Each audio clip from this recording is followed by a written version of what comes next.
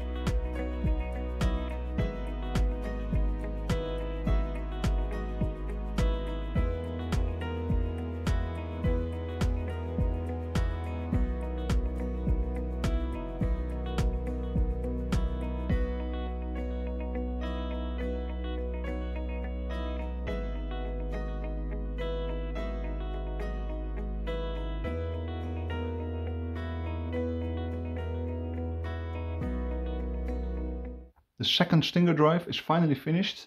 I'm really relieved that it's finally done. It was quite a lot of work, but it looks great behind the hull. It's nice and straight. So looking from the top, both propellers are nice parallel together.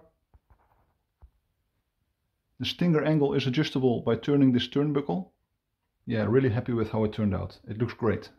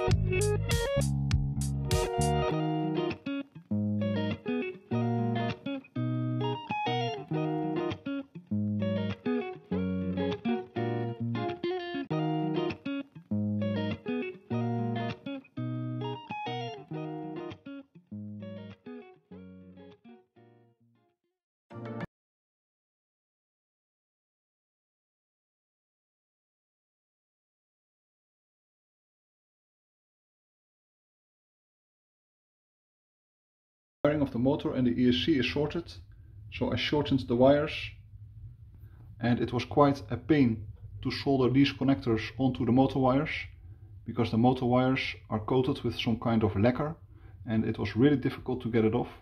I really had to sand it and to file it off, almost each individual strand, but finally I managed. I'm using 5mm bullet connectors. ESCs are positioned in the side of the boat. Yes, I'm happy how this turned out.